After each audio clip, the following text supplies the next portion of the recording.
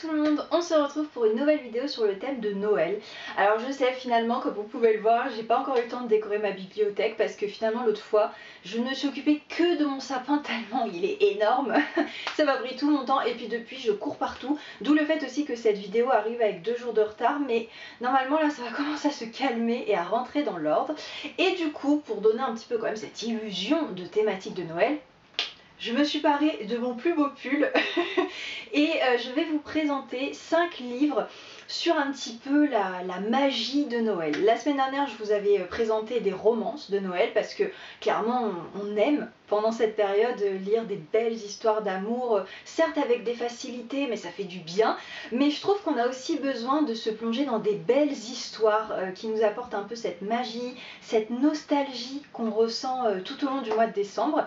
Et il se trouve que au moment de préparer cette vidéo, je me suis rendu compte que les livres que je vous avais choisis, eh ben c'est que on pourrait dire des Noëls d'antan, des Noëls à l'ancienne. Et je me suis dit que finalement, j'avais pas fait exprès, mais c'est pas un hasard parce que ces histoires qui se passent un petit peu 19e, 20e, elles nous apportent un côté dont on a encore besoin aujourd'hui, même si on vit plus les Noëls de la même façon. Je trouve que la magie elle passe aussi par là et du coup ça faisait une jolie thématique à vous présenter. Donc écoutez, on va démarrer tout de suite. Le premier livre que je veux vous présenter, c'est Le Petit Livre de Noël de Dominique Fouffel, publié aux éditions du Chêne. Alors il le réédite pratiquement chaque année, il y a eu une version 2021, donc il a plus cette apparence-là, à chaque fois l'image change, mais vous inquiétez pas, si vous trouvez le livre avec le même titre, le même auteur et les mêmes éditions, c'est bien celui-là, c'est juste que moi il date de 2015. Donc je l'ai depuis un petit moment déjà. Avant même de vous dire son contenu, niveau apparence, objet livre, je le trouve génial parce qu'il est aux couleurs de Noël. Il a une couverture un peu matelassée, enfin ça lui donne un petit côté rigolo et surtout il a la tranche brillante. Je ne sais pas si vous vous rendrez compte, doré brillant. Donc déjà avant même de l'ouvrir, je trouve qu'il est super. Enfin, c'est un joli petit cadeau à faire si vous voulez. Et en fait dedans ça va vraiment être une petite bible, une petite encyclopédie de Noël.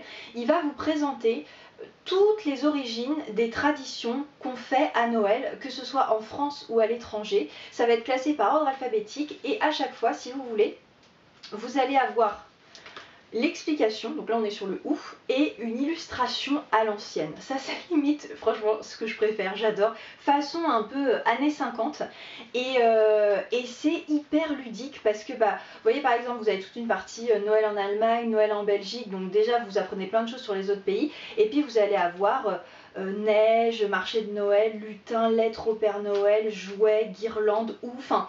Voilà, ça c'est à la fois un bel objet livre avec des illustrations un peu vintage qui vous apportent un petit côté, alors on va pas dire nostalgie parce qu'on n'était pas nés à l'époque où elle sortait, mais un petit côté cocooning rassurant et en plus vous apprenez plein de choses. Enfin moi vraiment j'adore ce livre.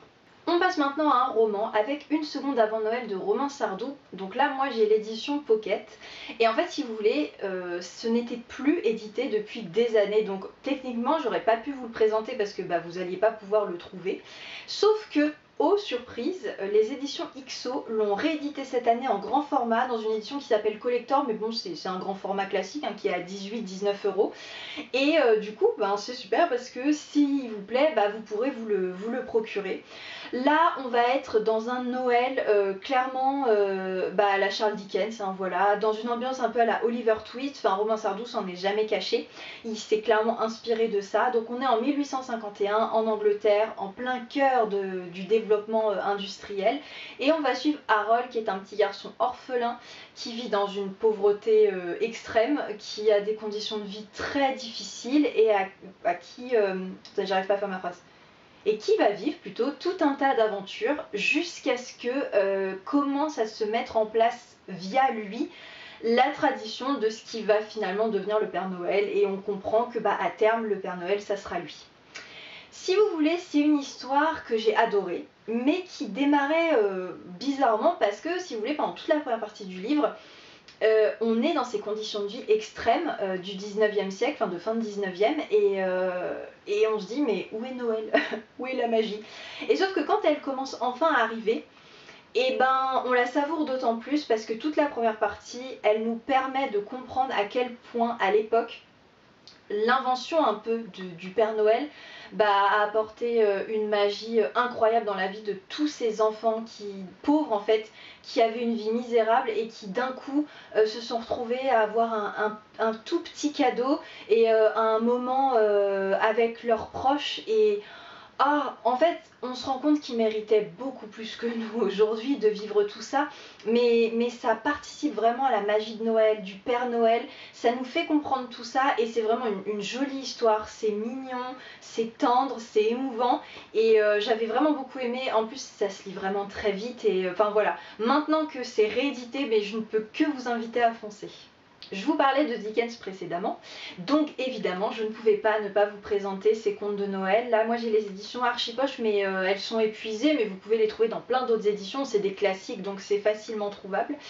Et si vous voulez, je trouve que ces contes ils sont importants, j'en ai lu qu'un sur les trois, hein. Je n'ai pas encore tout lu mais parce que Dickens c'est quelqu'un qui s'est vraiment battu pour rétablir les traditions de Noël en Angleterre, parce qu'à l'époque, au 19e, ça avait été globalement interdit pour des motifs religieux parce que c'était jugé païen en fait tout simplement, et lui au contraire trouvait que c'était des valeurs et des traditions qui étaient très importantes, qui permettaient de réunir les gens en fait, et via ces trois contes il a essayé de montrer en quoi c'était important de manger un bon repas autour de la fameuse dinde, de s'offrir des cadeaux, de décorer son sapin, enfin il met vraiment en avant tous ces symboles là pour essayer d'expliquer tout ça, et c'est ce qui rend en fait ces contes hyper jolis à lire en fait, parce que il nous présente vraiment les traditions de l'époque et que finalement dans la globalité on a gardé aujourd'hui,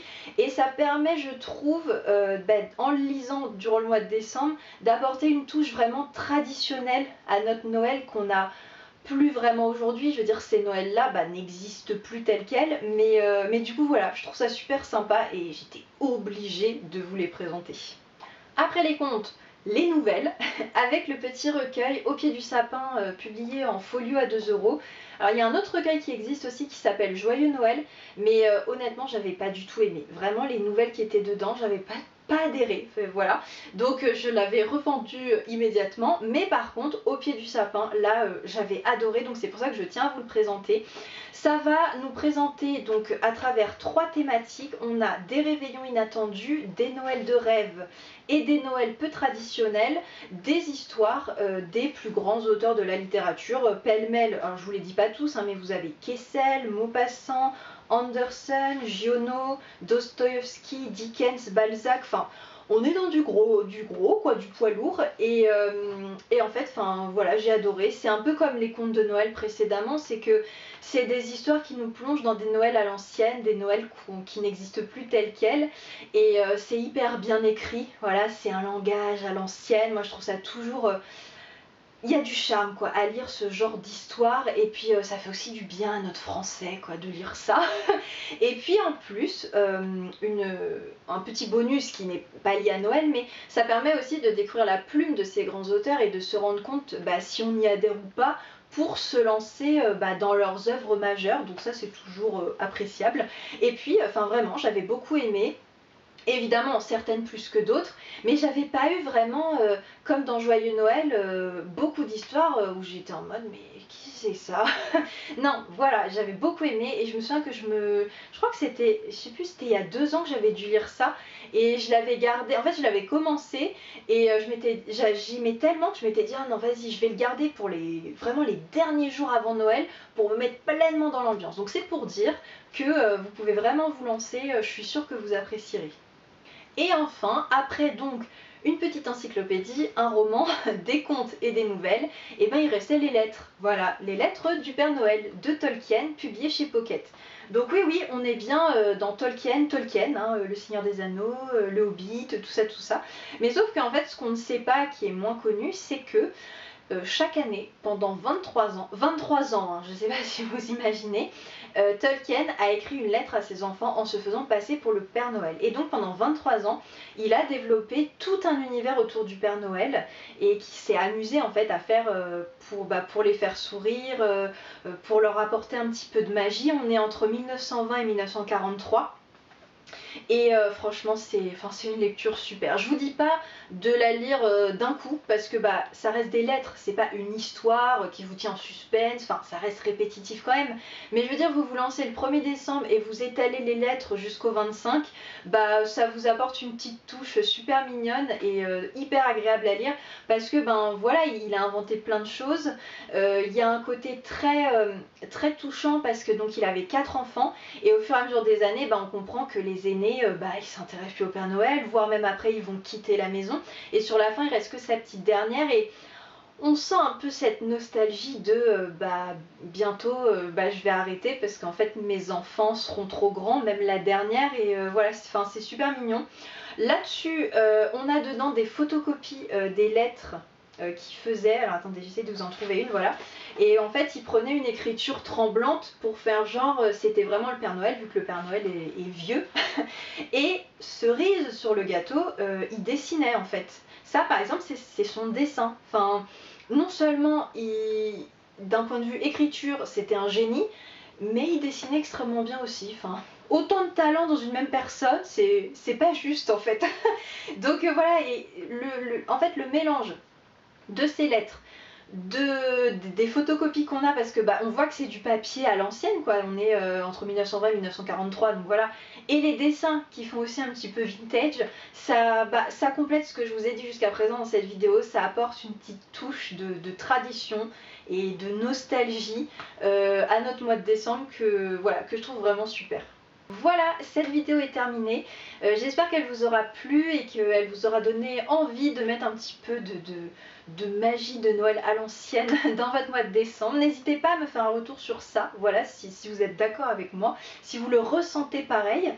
N'hésitez pas aussi à me dire quels sont vos livres de Noël préférés, s'il y en a dans ce que je vous ai présenté. Et puis bah écoutez, sur ce, moi je vous souhaite de mettre plein de magie de Noël dans votre mois de décembre et je vous dis à très vite dans une prochaine vidéo. Hasta luego!